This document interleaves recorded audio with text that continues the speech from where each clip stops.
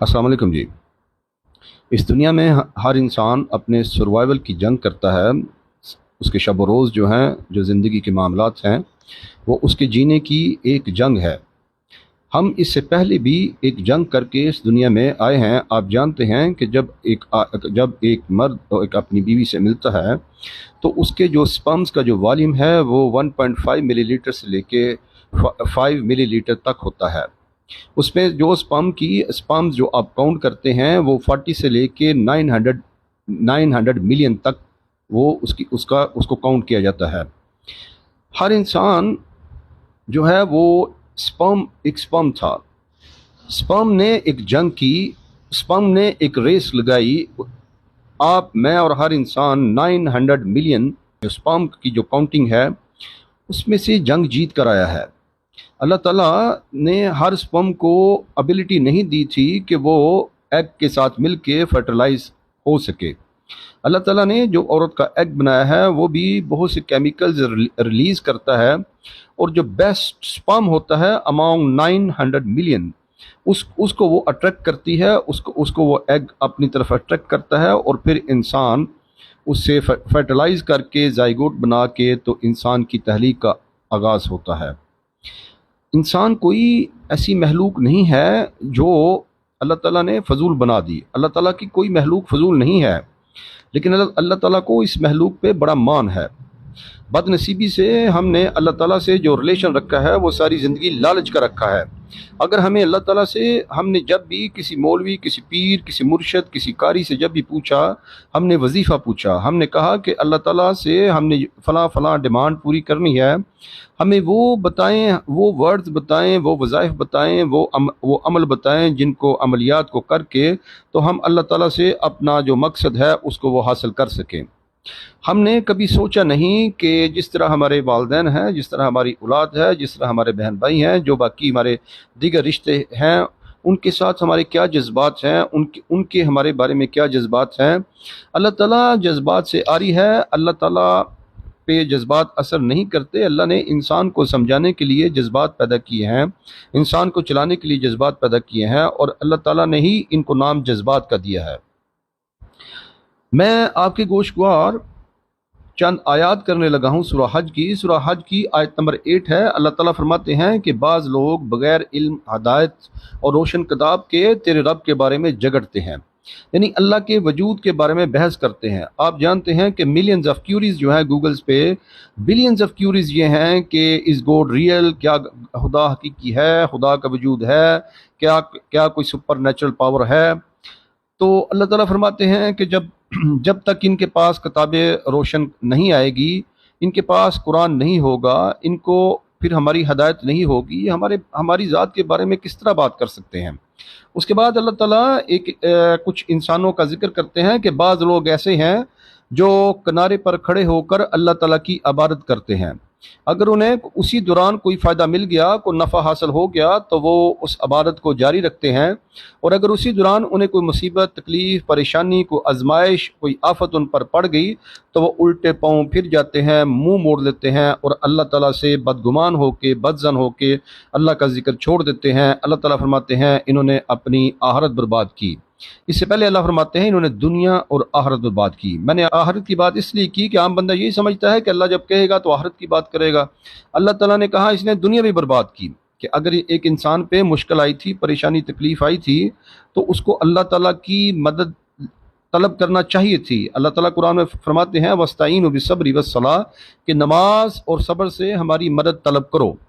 तो ये आइन वो वक्त था कि जब इस पे मुश्किल आई थी तो इसको वो उसी वक्त पे अल्लाह की ज़रूरत थी इसको, तो लेकिन उसने अल्लाह से मदद नहीं मांगी, वो अल्लाह से बदगुमान हो गया, और उसने असबाब पे ईमान रखा, और उसने कहा कि इबादतों से कुछ नहीं मिलता, बहुत करके देख ली, लेकिन इबादत करके भी हमारे ऊपर अगर मुश्किल वक्त आना है तो करने का क्या फ़ायदा। अल्लाह ताला फरमाते हैं कि इसने अपनी दुनिया और आखिरत बर्बाद कर दी। लास्ट आयत सूरह हज की आयत नंबर 8 थी, ये सूरह हज की आयत नंबर 11 है। अल्लाह ताला फरमाते हैं जिसका ख्याल ये है कि अल्लाह ताला उसकी दुनिया और आखिरत में मदद नहीं करेगा, उसको चाहिए कि अपनी छत पर एक रस्सी बांधे या आसमान की तरफ रस्सी बांधे और उससे अपना गला दबा दे। اور پھر دیکھے کہ اس کی یہ تدبیر اس کا غصہ ٹھنڈا کرتی ہے۔ یہ سورہ حج ہے، اس کی آیت نمبر 15 ہے۔ اللہ تعالیٰ کی یہاں پہ جو فرمانا ہے وہ یہ ہے کہ بعض لوگوں کو اللہ تعالیٰ پہ بہت غصہ آتا ہے کہ اللہ ان کی دعائیں قبول نہیں کرتا، اللہ ان کی بات نہیں مانتا۔ اصل میں انسان یہ بھول جاتا ہے کہ وہ مخلوق ہے اور وہ خالق سے دعا کر رہا ہے۔ دعا کا مطلب ہے گزارش کرنا، گڑ گڑانا، ترلا لینا، لیکن وہ مخلوق ہو کر خود کو ایز اے خالق جو ہے وہ اللہ تعالیٰ سے ڈیل کرتا ہے یا اللہ تعالیٰ سے برابری کا رشتہ رکھتا ہے۔ اسی لیے تو کہتے ہیں جب تک آپ قرآن نہیں پڑھیں گے آپ کو اللہ تعالیٰ کی سمجھ نہیں آئے گی، خالق اور مخلوق کا فرق آپ کو پتہ نہیں چلے گا، آپ کو یہ پتہ ہی نہیں چلے گا کہ اللہ تعالیٰ کا مزاج کیسا ہے، اور اللہ تعالیٰ سے ہمارا رشتہ صرف دعائیں مانگنے کا نہیں۔ اللہ تعالیٰ ہماری ایک بھی دعا قبول نہ کرے، اللہ ہمیں کچھ بھی نہ دے اور جو ہے وہ سب کچھ ہم سے واپس لے لے، پھر بھی وہ عبادت کے لائق ہے، پھر بھی وہ حق پر ہے، پھر بھی وہ ظالم نہیں ہے، پھر بھی وہ ہمارا الہ ہے، اور اگر ہم سب کو جہنم میں پھینک دے پھر بھی ہم اس کی رضا پہ راضی ہیں۔ یہ قرآن سکھاتا ہے۔ جب آپ مولویوں سے، مفتیوں سے، قاریوں سے آپ جنت سنتے ہیں، جہنم سنتے ہیں اور تسبیحات سنتے ہیں، یہ سب ٹھیک ہے، لیکن آپ نے کبھی ان سے یہ نہیں پوچھا کہ میرا اور میرے رب کا رشتہ کیا ہے، میرے رب کو مجھ سے چاہیے کیا۔ اللہ تعالیٰ کو کسی کی طلب نہیں۔ حضرت موسیٰ علیہ السلام نے اپنی قوم سے کہا تھا، میری قوم اگر تم سب کے سب گناہگار ہو جاؤ، سب کے سب اللہ کے نافرمان ہو جاؤ تو اللہ کو کوئی پرواہ نہیں، اور اگر سب کے سب نیک ہو جاؤ تو پھر بھی اللہ کو کوئی پرواہ نہیں۔ ہمیں ہر حال میں اللہ کی عبادت کرنا تھی، ہمیں ہر حال میں اللہ تعالیٰ کو پکارنا تھا، ہمیں ہر حال میں اللہ تعالیٰ سے راضی رہنا تھا، ہمیں یہ کہنا تھا رضیت باللہ ربن، اے اللہ تیری رضا پہ ہم راضی ہیں، ہمیں یہ کہنا تھا کہ ہم تیرے دین اسلام پہ راضی ہیں، ہمیں یہ کہنا تھا کہ ہمیں محمد رسول اللہ صلی اللہ علیہ وسلم کے خاتم النبیین صلی اللہ علیہ وسلم ہونے پہ ہم راضی ہیں۔ آپ جانتے ہیں کہ ہمیں جس قوم نے گمراہ کیا ہے، یہودیوں نے، وہ ان کا بچہ اپنا جو مذہب ہے اس کا پیروکار ہے۔ وہ یہ جانتے ہیں کہ ان کی کتابوں میں کیا لکھا ہے۔ ان کی کتابوں کے نام تو ہمارے قرآن سے ہیں، تورات، زبور اور انجیل، لیکن حقیقت میں انہوں نے اپنی کتابیں بدل دی ہیں۔ وہ بدلی ہوئی کتابوں کی اتنا احترام اور اتنا عزت کرتے ہیں کہ جب اسرائیل بنا تھا تو انہوں نے کہا تھا کہ ہمیں کسی آئین کی، کسی کانسٹیٹیوشن کی ضرورت نہیں ہے۔ انہوں نے کہا تھا کیا تورا کے ہوتے ہوئے ہمیں کسی کانسٹیٹیوشن کی ضرورت پڑے گی؟ یہی ہمارا مینول آف لائف تھا انڈیویجولی، اور یہی ہماری قوم کا بھی مینول آف لائف ہوگا، یہی ہماری اسٹیٹ کو رن کرنے کے لیے ہمیں انف ہوگا۔ ہمیں زندہ کلام دیا گیا جو قیامت تک کے لیے ہے، جو قیامت تک کے لیے اللہ تعالیٰ نے میرے آپ کے لیے اور تمام انسانوں کی رہنمائی کے لیے یہ کلام اتارا۔ اس کلام کی اللہ تعالیٰ قسمیں کھاتا ہے، اور اللہ تعالیٰ فرماتا ہے کہ یہ پاک اوراق میں ہے، اللہ فرماتا ہے کہ یہ پاک جگہ پر پڑا ہے، اللہ تعالیٰ اسے کتاب مبین میں لکھا ہوا کہتا ہے۔ اللہ تعالیٰ کہتا ہے ہم جانتے ہیں اور یہ پوری دنیا بھی جانتی ہے یہ کلام سچا ہے، لیکن مسلمان اس کو پڑھنے کو تیار نہیں ہے۔ وہ اس کو ثواب کا ٹول سمجھتا ہے، وہ اس کو ڈیجیٹل تسبیح سمجھتا ہے، وہ اس کو ڈیجیٹل مشین سمجھتا ہے کہ اس کی فلاں سورہ پڑھیں گے، فلاں آیت پڑھیں گے تو اللہ تعالیٰ سے اپنا کام نکلوا لیں گے۔ کیا میرا اور اللہ کا رشتہ یہی ہے کہ میں اللہ تعالیٰ سے لالچ کا رشتہ رکھوں؟ وہ میرا خالق ہے، کیا وہ میرا مالک نہیں ہے؟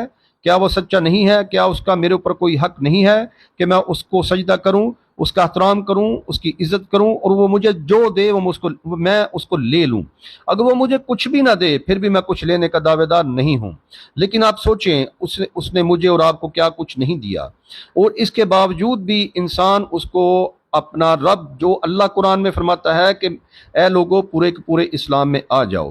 اسلام میں آ جانے سے مراد ہے کہ محمد رسول اللہ خاتم النبیین صلی اللہ علیہ وسلم کی اطاعت کرو۔